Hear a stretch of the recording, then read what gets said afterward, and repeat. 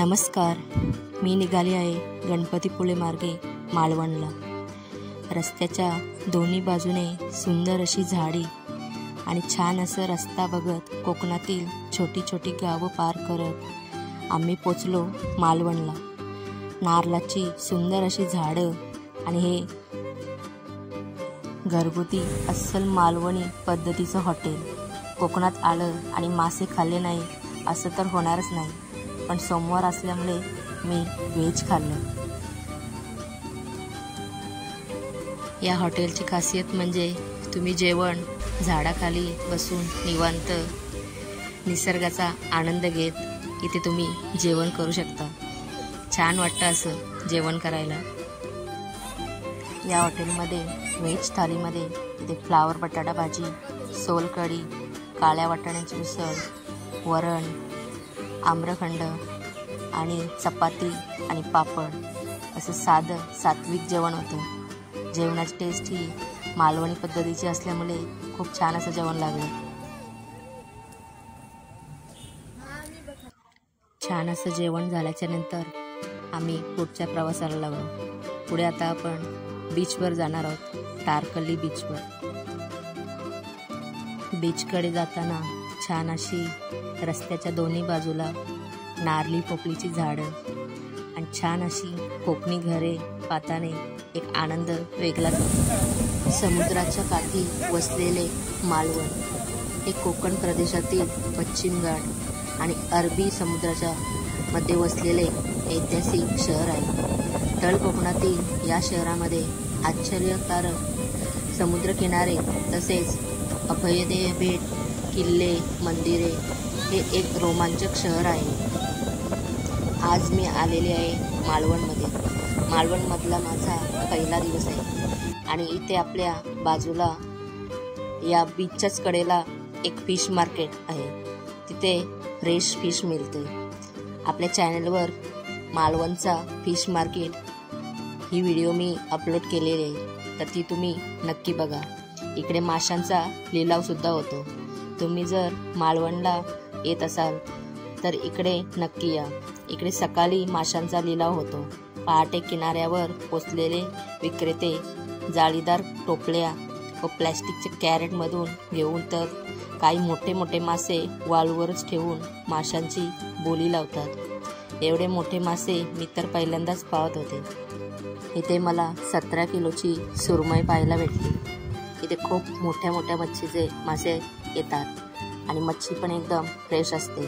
तर एकदा नक्की व्हिडिओ बघा मालवणचा फिश मार्केट। मी ती लिंक डिस्क्रिप्शनमध्ये देत आहे, एकदा नक्की क्लिक करा आणि पहा।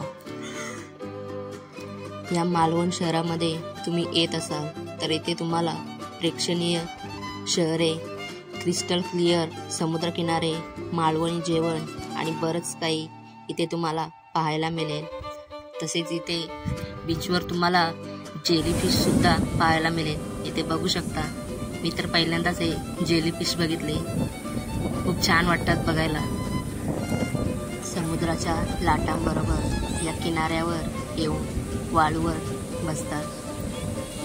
काही जेलीफिश या विषारी सुद्धा असतात, त्यांना हात लावू शकत नाही आपण, हाताला आपल्या इजा होऊ शकते। या बीचवर लहान मुलं सुद्धा खूप एन्जॉय करतात। अजिबात गर्दी नाही या बीचवर, एकदम शांतता असल्यामुळे लहान मुलांनी छान असं एन्जॉय केलेलं आहे।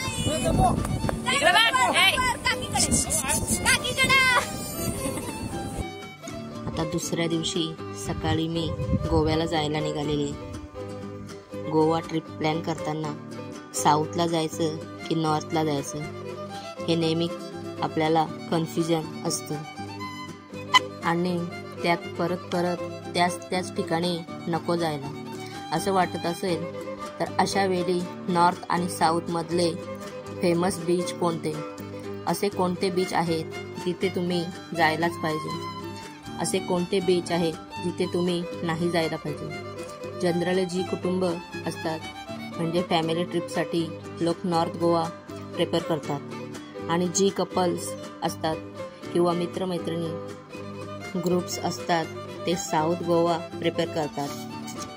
त्याच कारण असं आहे की नॉर्थ गोवा जवळ आहे। जर तुम्ही महाराष्ट्रातून जात असाल तर तुम्हाला प्रवास 10 ते 11 तासांचा आहे। आज मी आली आहे साऊथ गोवामधल्या कोलवा बीचवर। हा बीच एकदम सुंदर असा बीच आहे, खूप छान असं पाणी इथे आहे। तर आज आपण इथे बघू शकता तुम्ही हा बाहेरचा नजारा, खूप सुंदर अशी घरं असतात रंगीबिरंगी।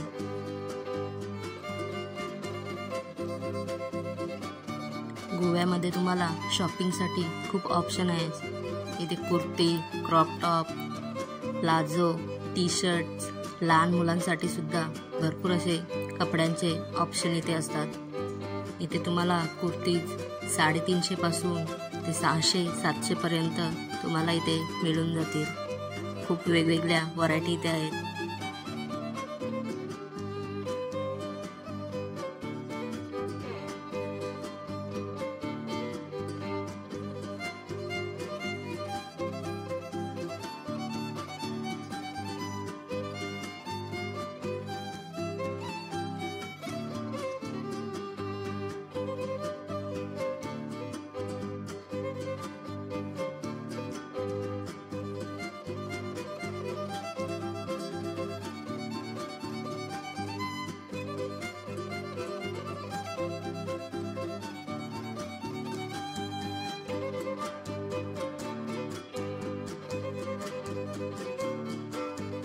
इथे तुम्हाला वेगवेगळ्या अशा ज्वेलरी, शोपीस, त्याचबरोबर इथे फ्रीज मॅग्नेट हे सुद्धा इथे तुम्हाला मिळून जातील।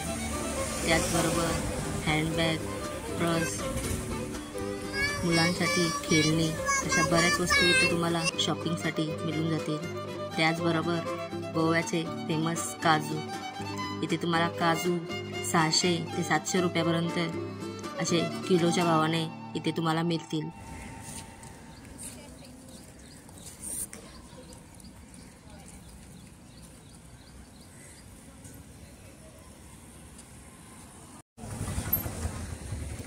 आता आपण चाललो आहोत बीचकडे। हा बीचकडे जाण्याचा रस्ता आहे। हा बीच आहे कोलवा बीच, साऊथ गोवामधला। इथे बीचच्या कडेला तुम्ही बघू शकता खाण्याचे बरेचसे असे प्रकार आहेत। इथे तुम्हाला आईस गोला, आईस्क्रीम असे बरेचसे प्रकार तुम्हाला इथे बीचच्या कडेला खाण्याचे दिसतील।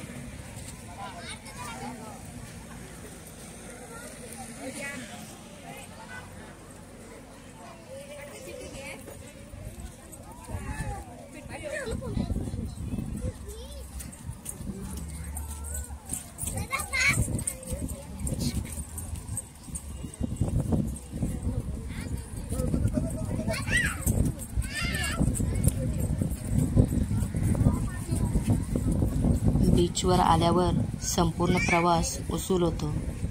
जेव्हा तुम्ही समुद्रावर येता तेव्हा तुम्ही केलेला प्रवास विसरून जाता।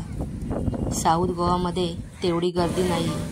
समुद्राच्या लाटांपेक्षा लहान मुलांना आवरणं हे कठीण होते। इथे बघू शकता तुम्ही खूप अशी मुलं एन्जॉय करतात इथे।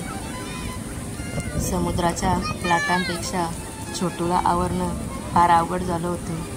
त्याला कसली पाण्याची भीती नव्हती आणि समुद्र पाहून तो चेकाळला होता। दुसरी मुलं काही पाण्याला घाबरत होती।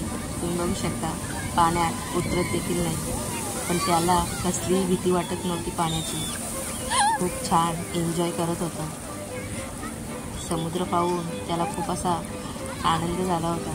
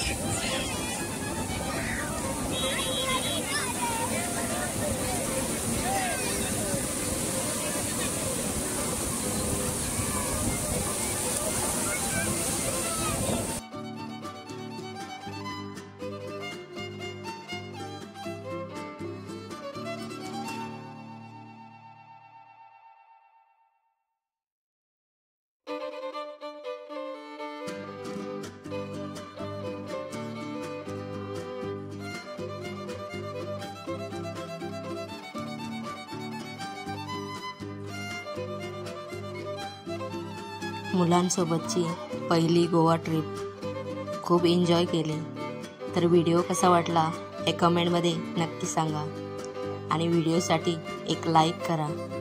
आणि आपल्या चॅनलवर जर तुम्ही नवीन असाल तर आपल्या चॅनलला नक्की सबस्क्राईब करा आणि जी बाजूला बेल आयकॉन आहे ती नक्की प्रेस करा, कारण की जेव्हा कधी मी नवीन व्हिडिओ अपलोड करेन त्याचं नोटिफिकेशन पहिल्यांदा तुम्हाला येईल. चला तर भेटू अशाच एका नवीन व्हिडिओमध्ये.